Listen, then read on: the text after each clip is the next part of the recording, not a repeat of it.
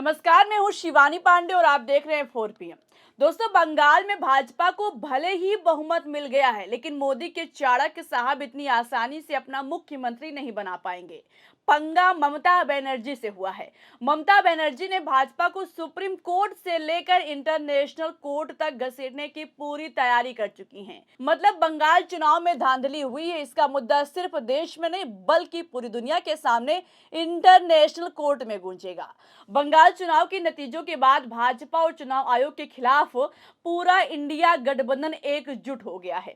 इधर ममता बनर्जी ने हार के बाद अपना रौद्र रूप दिखाया और चैलेंज कर दिया कि चाहे मुझे बर्खास्त कर दो, लेकिन इस्तीफा नहीं दूंगी। चाहे राष्ट्रपति शासन लगा दो, लेकिन अब इसकी लड़ाई सिर्फ बंगाल तक सीमित नहीं रहेगी, बल्कि चुनाव आयोग और भाजपा को धांधली के खिलाफ सुप्रीम कोर्ट से लेकर इंटरनेशनल कोर्ट तक घसीटूंगी। और उधर अखिलेश यादव ने भी सुप्रीम कोर्ट से बंगाल चुनाव में हुई धांधली का सीसीटीवी वीडियो तक मांग लिया है। यानी अब पूरा इंडिया गठबंधन एक हो गया है। ममता बनर्जी ने पहले ही कहा था कि बंगाल चुनाव में टीएमसी की हार के बाद पूरा इंडिया गठबंधन एकजुट हो गया है। तो कैसे ममता बनर्जी भाजपा की सारी रणनीति को बर्बाद करने जा रही हैं? अखिलेश यादव ने भाजपा और चुनाव आयोग के खिलाफ सुप्रीम कोर्ट से क्या मांग कर डाली है, जिससे भाजपाइयों की नींद हराम हो गई? आपको अखिलेश यादव का बयान सुनवाएंगे, लेकिन उससे पहले ममता कैसे भाजपा और चुनाव आयोग की नाक में दम करने जा रही, आप इस खबर को देखिए।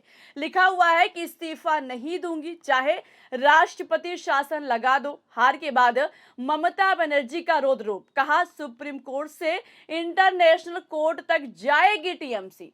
मतलब ऐसा लग रहा है कि ममता बनर्जी ने कसम खा ली है कि आसानी से भाजपा को बंगाल की सत्ता पर राज नहीं करने देंगी। देश के इतिहास में ऐसा शायद पहली बार हो रहा है जब किसी राज्य की सिटिंग मुख्यमंत्री चुनाव हारने के बाद इस तरह जिद पर अड़ी हैं। ममता का आरोप है कि मैं इस्तीफा इसलिए नहीं दे रही हूं क्योंकि भाजपा को जनता ने वोट नहीं दिया है, बल्कि जबरन कब्जा किया गया है। 100 सीटें ऐसी हैं जिन पर धांधली हुई है और यही वजह है कि भाजपा की सीटें 200 के पार पहुंची है। ममता बनर्जी से लेकर अभिषेक बनर्जी और राहुल गांधी तक हर कोई यही कह रहा है कि बंगाल में चुनाव आयोग ने 100 सीटों पर धांधली कराकर भाजपा की सरकार बनवाई है। इसलिए ममता बनर्जी हार के बावजूद झुकने को तैयार नहीं है। इधर खबर सामने आई कि अमित शाह बंगाल का नया मुख्यमंत्री चुनने के लिए कोलकाता जा रहे हैं और उधर ममता बनर्जी ने अपने जीते हुए विधायकों के साथ अपने आवास पर तुरंत बैठक भी कर डाली। दोस्तों, इस बैठक में ममता ने साफ लहजों में कह दिया कि मैं हार मानने वालों में से नहीं हूं।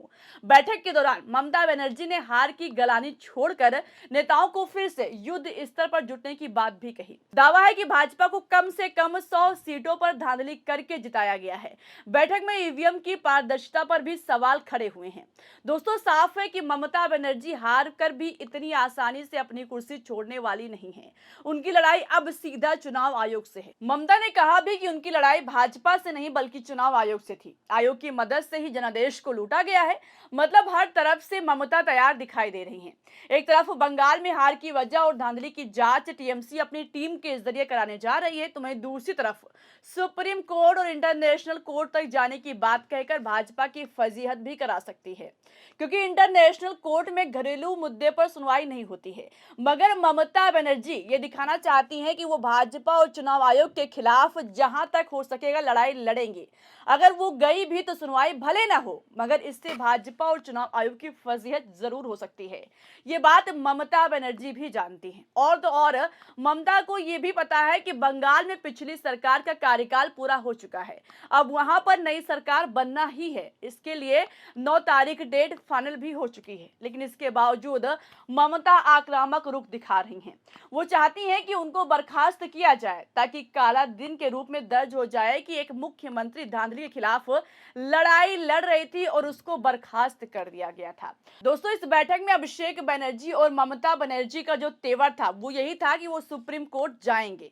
ईवीएम को लेकर सारा डेटा, सारा दस्तावेज जो भी उनके पास है वो रखे जाएंगे। और तो और दोस्तों, ममता बनर्जी ने जो टीएमसी की लीगल टीम है उसको भी कह दिया है कि तैयार रहें और एक लंबी और बड़ी लीगल लड़ाई लड़ने के लिए। उधर अखिलेश यादव भी खुलकर इस लड़ाई में ममता बनर्जी के साथ खड़े हो गए हैं और सीधा उन्होंने सुप्रीम कोर्ट से कहा कि बंगाल चुनाव का सीसीटीवी वीडियो जारी करवाइए। हमारी मांग है, ये जानकारी के साथ साथ मांग है हमारी कि सुप्रीम कोर्ट तत्काल संज्ञान ले और बंगाल की मतगणना की सीसीटीवी पूरे देश के सामने लाइव उपलब्ध कराई जाए।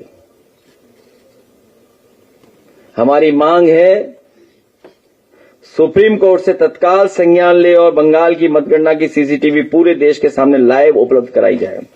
अब दोस्तों, क्या अखिलेश यादव की इस मांग पर सुप्रीम कोर्ट अमल करेगा, ये तो देखने वाली बात होगी। लेकिन इससे पहले अभिषेक बैनर्जी भी सीसीटीवी वीडियो की मांग चुनाव आयोग से कर चुके हैं। दोस्तों, जैसा कि चुनाव आयोग कहता है कि चुनाव निष्पक्ष हुआ है, कोई धांधली नहीं हुई है, तो फिर सीसीटीवी वीडियो जारी करने में क्या दिक्कत है? अगर कहीं कोई गड़बड़ी नहीं हुई है तो चुनाव आयोग को तुरंत वीडियो जारी करना चाहिए। अभी 45 दिन नहीं हुए हैं, चुनाव आयोग के पास सारे वीडियो मौजूद होंगे।